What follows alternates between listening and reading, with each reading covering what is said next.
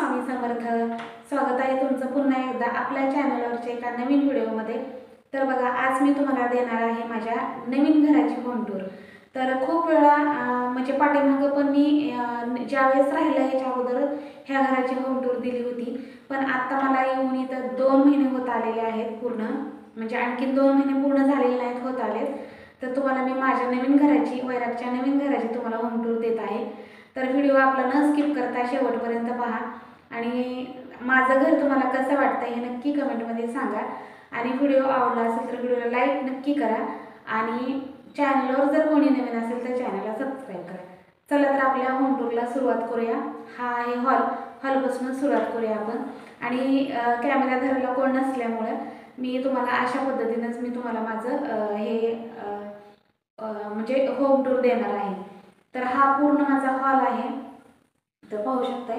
आणखी TV unit वगैरे काही केलेलं नाही, त्याच्यामुळे बऱ्यापैकी म्हणजे नंतर सुद्धा मी बाकीचं काम झाल्यानंतर आणखीन परत एकदा सुद्धा देईल मी तुम्हाला आपल्या घराची। तर बघा, मी तुम्हाला बाहेरनं सुरुवात करते।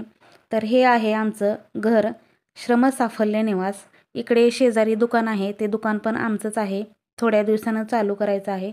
आणि समोरच पायऱ्या चढून गेल्यावर लगेच आपलं सेफ्टी डोर आहे। सेफ्टी डोर उघडल्यानंतर आपला डायरेक्ट हॉल येतो।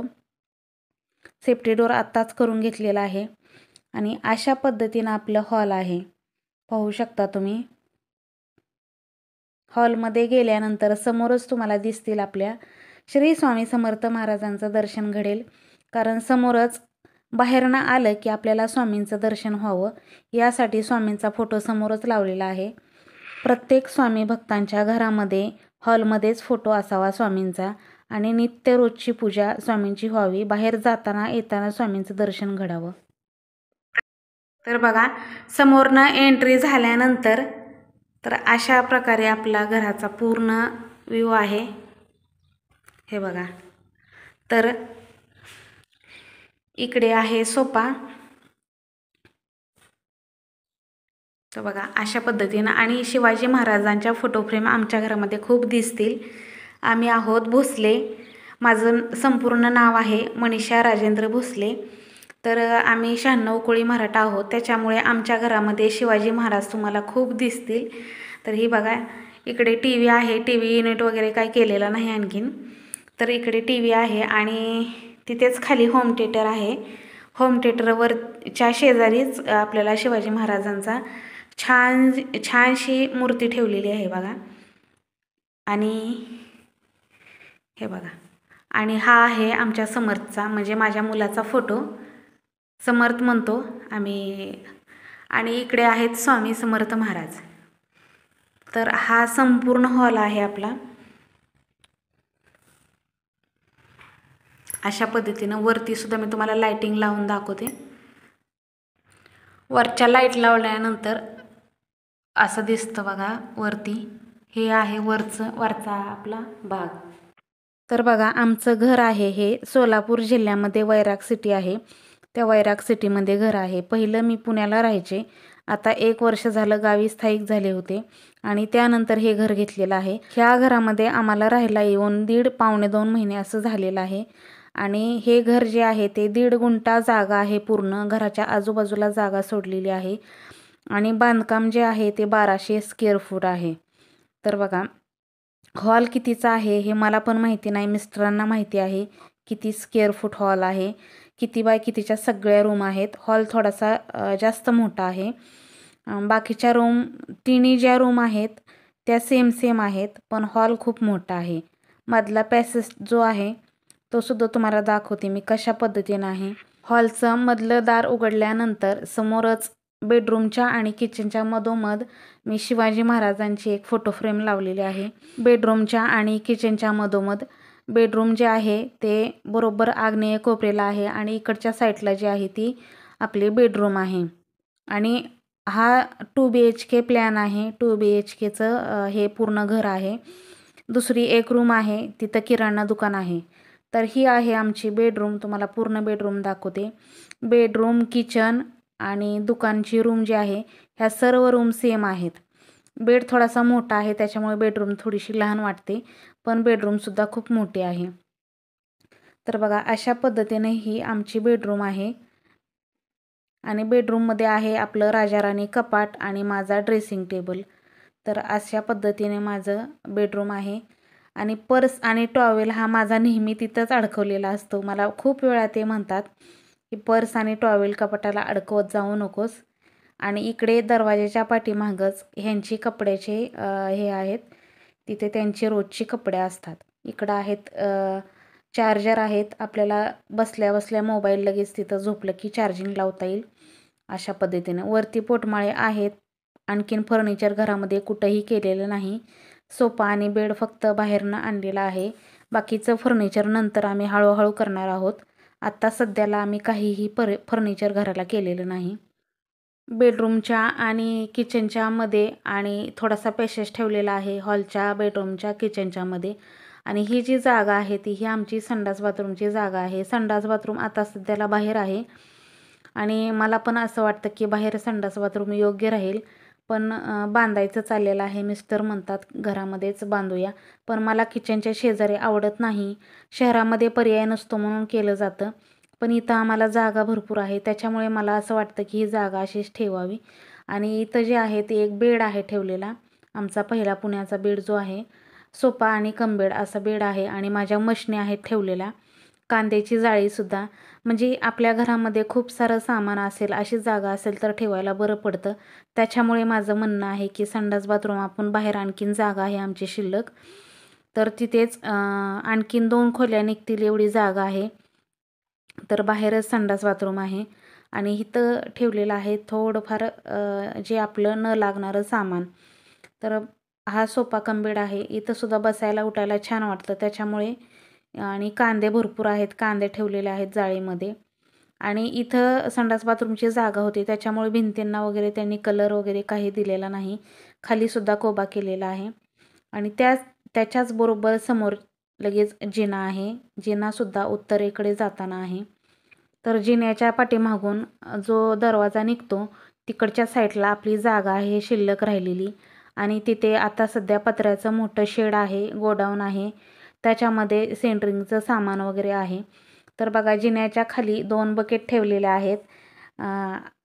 बाहेर बाथरूम असल्यामुळं आम्ही नंतर सगळं घरामध्ये घेऊन येत असते मी. पिठाची गिरणी आहे, जिन्याखालीच आपले झाडू दोन्ही ठेवलेले आहेत. अशा पद्धतीनं पाठीमागच्या दरवाजा आहे तो उत्तरेच्या साईडला आहे. आणि पाहू शकता तुम्ही माझं जे खूप सारं सामान एक्स्ट्राचं जे आहे ते जिन्याच्या पाठीमागं, जिन्याच्या खाली बसतं आणि तिथे सुद्धा आणखीन फरशी नाही टाकलेली. आणि इथं जी फरशी दिसते तिथं सुद्धा एक टाकी आहे पाण्याची खाली. तर बघा अशा पद्धतीने आमचा जिना आहे आणि इथं जे आहे ते ठेवलेलं चप्पल स्टँड आहे. चप्पल स्टँड बाहेर नाही ठेवलेलं, सध्या आतमध्येच आहे. तर अशा पद्धतीनं आहे आमच्या घराचा जिना आणि जिन्याच्या पाठीमागचं दार. आणि त्या साईडला मला कपडे धुण्यासाठी, भांडे घासण्यासाठी करायचं आहे. तर बरीच कामं राहिलेली आहेत, ते पेंडिंग आहेत. तर इकडे आहेत शिवाजी महाराज. तुम्हाला मी म्हटल्याप्रमाणे की आम्ही 96 कोळी भोसले आहोत, त्याच्यामुळे आमच्या घरामध्ये शिवाजी महाराजांच्या फोटो फ्रेम तुम्हाला खूप दिसतील.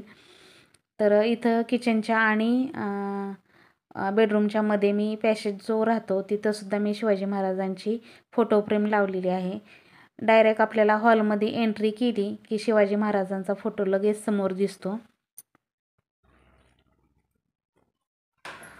तर हा आहे आपला किचन. या किचनमध्ये तर आता किचनची तुम्हाला मी टूर देते. किचनसुद्धा आपल्याला बऱ्याच वेळा बघितलेला आहे.